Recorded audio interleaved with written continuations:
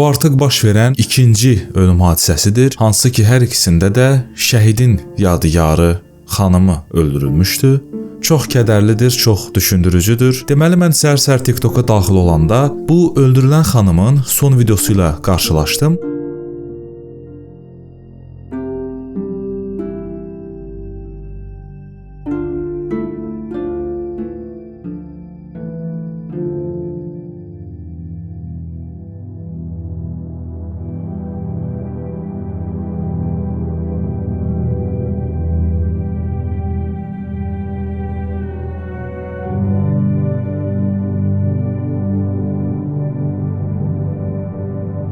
Bildiyiniz kimi dünənləri uşaqlar günü idi. Həmin xanım da övladlarına hədiyyələr almışdı.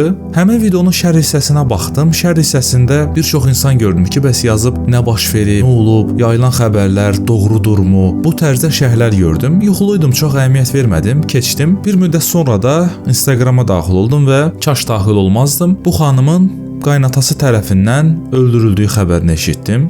Evladım zəng vurdu, mən işdəydim. O aşağı düşürdü. Deyir ki, mama lifti çağırdım, lift açıldı, bəs qanlar içində meyit gördük orada. Onlar bir yerdə yaşamırdılar. Sadəcə o gəlin, yəni uşaqları nə yaşayırdı, qaynana dəstək olsun deyənə, yəni onun yanında gəlib qalırdı hərdən bir görürsən. Qaynata ayrı yaşayırdı. Harda yaşayırdı yəni? Mərdəkanda səhv eləmirəmsə. Mərdəkandan gəlib, yəni orada yaşayırdı, burada yaşamırdı gəlindən. Bəs liftə qatilə yetiribdi. Bundan öncə də Xızıda buna bənzər bir hadisə yaşanmışdı. O hadisə ilə bağlı da mən danışacağam. Bəzi ağzı qara gədələr var, ağzı qara gədələr, hansı ki onları mən hər cinayət hadisəsində görürəm. Spesifik olaraq onlar bu şəhri yazırlar. Səbəbi nə oldu? Heç nə boş yerə baş vermir, heç kim durduq yerə öldürülmür. Bu tərzdə manqurtların şərhlərini görürəm. İlk öncə onu deyim ki, bunu yazan insanların hər biri potensial qatildir. Hansı ki onlar cəhd edirlər ki, bu cinayətə bir şəkildə don geyindirməyi bacarsınlar. Ümumiyyətlə, mən buna fikir vermişəm ki, ölkəmizdə nə vaxt bir qadın öldürülsə, günahkar da məhz onun özü olur. Ən azından cəmiyyət bunun bu şəkildə olmasını istəyir. TikTokda gəzəndə bir xanımın paylaşımını gördüm. Həmin öldürülən xanımın yaxını olduğu yazılmışdı və o bildirmişdi ki, bu məsələ pul üzərində olub. İndi yalan gerçək mən burada tam deyə bilmərəm, bəlkə də izlənmə əldə etmək üçün bunu yazıb. Mən bunu iddia edə bilmərəm ki, o insan düz danışır. Kimlərsə də bu məsələnin namus üzərində olduğunu demişdi. Bəziləri də demişdi ki, bəs uşaqlar nənəgildə qalır, bəs xanım ayrı bir həyat tərzi yaşayırdı. Bir çox söz var, bir çox rəvayət var ki, bu xanım haqqında dolaşır, gəzir, amma bunların doğruluğunu mən tam şəkildə isbat edə bilmərəm. Sadəcə oradan-burdan gördüyüm xırda məlumatları sizdən bölüşmək istədim. Baxın əzizlərim, bir şeyi burada reallaşdıraq. İnsana canı siz verməmisiniz, sizin də onu alma haqqınız yoxdur. Səbəb nə olursa olsun. İnsanın uşaqlara yazığı gəlir. Mən bu xanımın səhifəsinə girdim, baxdım. Bir dənə də olsun orada qeyri-etik bir şey mən görmədim. Ya övladlarını paylaşırdı, ya da şəhid olan həyat yoldaşını. Bir dənə də olsun fərqli bir şey mən onun səhifəsində görə bilmədim. 2 dənə övladı var idi. Onlar zaten atasız qalmışdılar. Atasız böyüməyin travmasını yaşayırdılar. Atası da elə belə şeyə görə dünyasını dəyişməyib, vətən uğrunda şəhid olmuş bir insandır. Bundan bir gün öncə də anaları öldürüldü və nəticədə uşaqlar həm atasından, həm anasından ömür boyu məhrum olmuş oldu. İndi buna nə deyəsən, nə danışasan, mənim sadəcə uşaqlara yazığım gəlir. Bu hadisədə yanan həmin xanımla oradakı uşaqlar oldu. Videonun girişində dediyim kimi, buna bənzər bir hadisə məhz Xızıda da yaşanmışdı. Şəhidin xanımını qaynı boğaraq qətlə yetirmişdi və bu cinayətin tək səbəbi məhz pul üzərində qurulmuşdu. Gəlinin öldürülməsində çox iyrənc bir plan qurulmuşdu və bu planı addım-addım həyata keçirdilər. Mən xanımın anasının və yaxın qohumlarının videosunu bura yerləşdirirəm. Xahiş edirəm, onların videosunu izləyin, daha sonra yenidən danışarıq.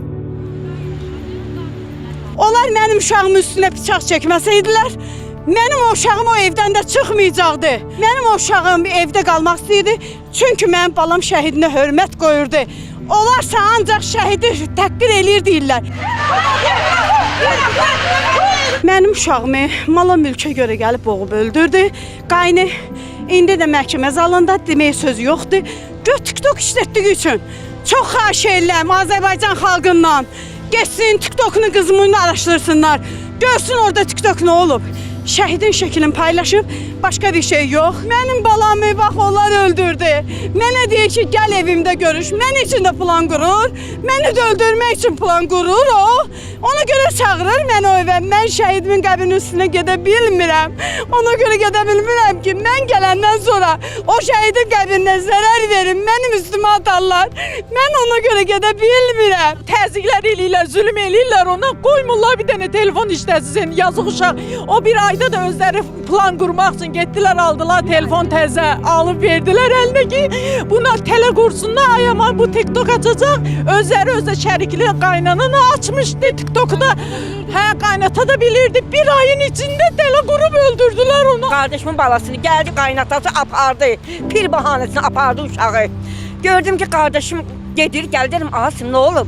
Dedi pes ay bacı gelip Lemanı aparırlar dedi. Kaynatası. Göməni dedi ki sabah getirip geleceğim uşağı. Uşağı getirip çıkartdı. Dedim get zəng elədi kişiye. Getdi zəng elədi, qayıtdı ki ne olub Asım qad nöşünə rahatsan. Leman əmin əllər dedim. İnanırsan kardeş hiç 15 dakika geçmedi. Gördüm xalam gelir kışkıra ne olub? Biz Lemanı qaynı öldürüp. Dedim ne bilirsen, müjde telefonlarda çıkıp. Dedim bir dakika danıştık biz mühübbetle. Ne tez müjde telefonlarda çıktı bu. İndi baxın, bu xanım qaynı ilə bir müddət söhbət eləyib, söhbətin sonunda həmin xanım qaynının fikirləri ilə razılaşmayıb, nəticədə içkili olan qaynı da onu boğaraq qətlə yetirib. Ümumiyyətlə əziz xanımlar, sözüm sizlərədir. Bir evdə ki sizə bu cür ağır rəftar olunur və eyni zamanda üstünüzdə bıçaq çəkilir, siz övladınızla həmin evdə yaşamağa razı olardınızmı? Xahiş edirəm, cavab verəsiniz. Bəs bu xanım tam olaraq nə etməli idi? Mən bu məsələdə tamamilə xanımı haqlı olaraq görürəm. Vallahi artıq sosial şəbəkəyə girmək olmur. Artıq demək olar ki, hər 3 gündən, 4 gündən, 5 gündən bir qadın cinayəti xəbəri gəlir. Yəni artıq statistikada bu pik səviyyəyə doğru çıxıb. Keçən ay özünüz şahid oldunuz. Axı nə qədər qadın cinayəti baş verdi. İndi də yeni bir aya girdik. Ayın hələ başlanğıcında yenə bir qadın cinayəti baş verdi. Bunun axırı hara doğru gedir, nə baş verəcək? İnanın Allahına mən bilmirəm. Vəziyyət olduqca pisdir. Nələr olacaq, nələr baş verəcək, bu problem necə aradan qalxacaq, mən bilmirəm. Çox düşündürücüdür. Gənclər artıq evlənmək istəmir. Boşananların sayına görə artıq Avropada ilk 5-liyin içindəyik. Çox mənfi bir göstəricidir. Bilmirəm necə olacaq. Allah hər birimizin köməyi olsun. Bilmirəm.